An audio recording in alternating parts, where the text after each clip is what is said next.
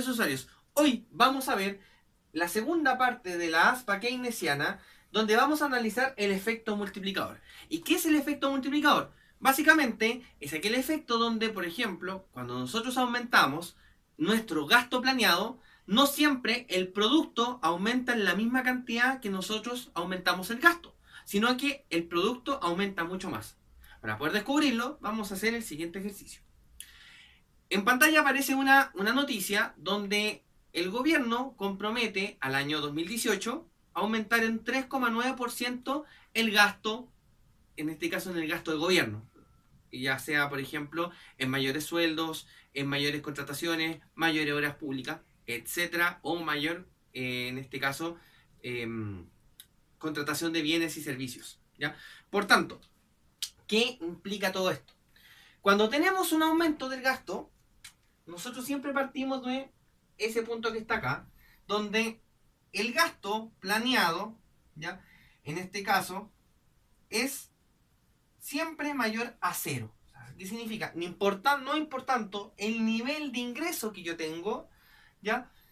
Por ejemplo, acá en este caso el nivel de ingreso es cero, nosotros siempre vamos a tener un gasto planeado base, ¿ya? Ahora, como el gobierno pretende gastar más en este año, entonces obviamente este ya no sería mi base, donde yo voy a comenzar a gastar, sino que va a ser un poco más alta. Por tanto, al ser más alta, obviamente que yo tendría que desplazar mi curva hacia arriba para poder, ¿cierto?, plasmar ese aumento.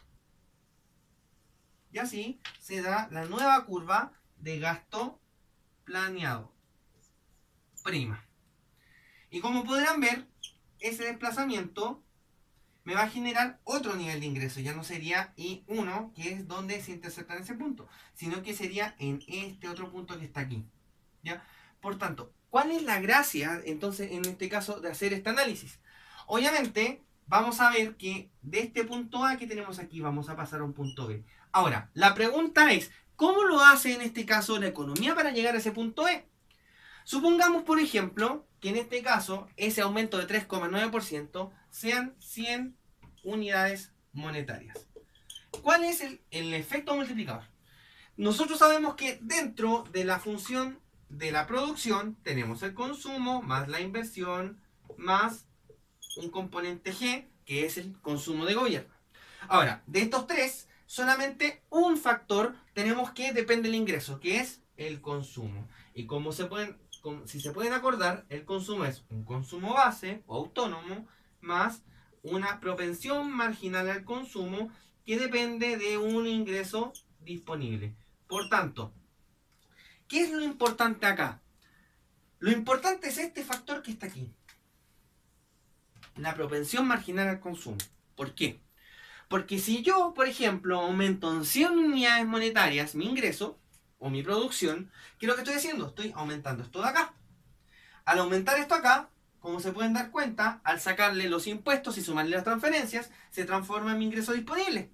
Y ese ingreso disponible depende de una propensión marginal al consumo.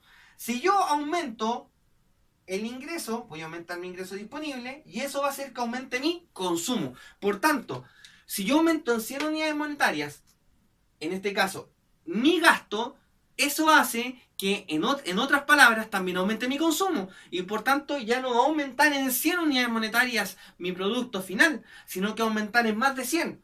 Porque eso va a depender de cuánto sea lo que yo deseo consumir de, en este caso, mi nuevo ingreso. Por tanto, ¿qué es lo que va a ocurrir? Asumamos, por ejemplo, ya vamos a poner ese en el ejemplo de que la propensión marginal al consumo se iguala a 0,5. O sea, que del nuevo ingreso que ya gane, la mitad va a ir para consumo y la otra mitad para ahorro. Asumamos ese ejemplo. Entonces, ¿qué pasa si yo aumento en 100? ¿Ya? En este caso, aumento en 100 unidades monetarias mi gasto. El gasto, en este caso, el consumo gobierno. Esto va a aumentar en ingreso.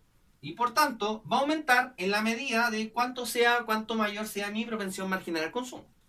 Por tanto, eso sería lo mismo que 100 por 0,5. Entonces, el nuevo aumento, en este caso, del ingreso sería de 50. ¿Ya? O sea, por ejemplo, al ingreso que yo tenía antes, hay un aumento de 50. Entonces, ¿qué es lo que estamos haciendo aquí? Estamos avanzando desde el punto A al punto B. Ahora, como pueden ver, va a haber un aumento de 50 en el ingreso. Entonces, si aumenta el ingreso, vuelve a aumentar el consumo, obviamente. Porque mientras más aumente el ingreso, más va a aumentar mi consumo. A través de esa propensión marginal al consumo. Pero ahora, ¿en cuánto aumentó? Aumentó en 50.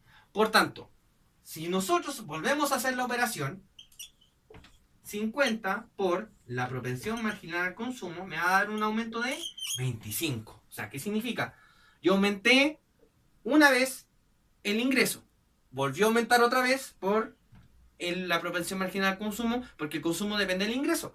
Ahora volvió a aumentar de nuevo en 25 unidades monetarias. O sea, el aumento inicial era de 100, más 50, más 25. Y ahora como sigue aumentando, yo sigo haciendo este ejercicio. 25 por la propensión marginal al consumo, y esto me va a dar 12,5. Por tanto, seguimos teniendo aumentos. Entonces, este proceso culmina, vamos a ponerle 3 puntos hacia abajo, cuando ese aumento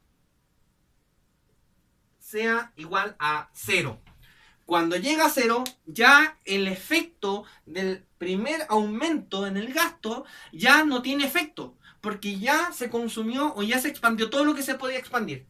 Entonces, todos estos cálculos que están acá representan puntos en esta línea que nos van acercando a ese punto que está aquí, que es el final de esta expansión, que representa cuando, en este caso, el efecto multiplicador se acaba. Como pueden ver, esto va disminuyendo hasta llegar a 0. Y cuando llega a 0, llegamos al punto B. Y ahí se muere o se disuelve el efecto multiplicador. Por tanto, hay una forma muy buena para calcular esto, que es determinar, en este caso, cuánto va a ser el futuro ingreso disponible, en este caso va a ser, perdón, el ingreso o la futura producción, que va a ser, en este caso, el ingreso 2, a través del cálculo del multiplicador. Cálculo que lo veremos en el siguiente video. Espero que les haya gustado. Muchas gracias.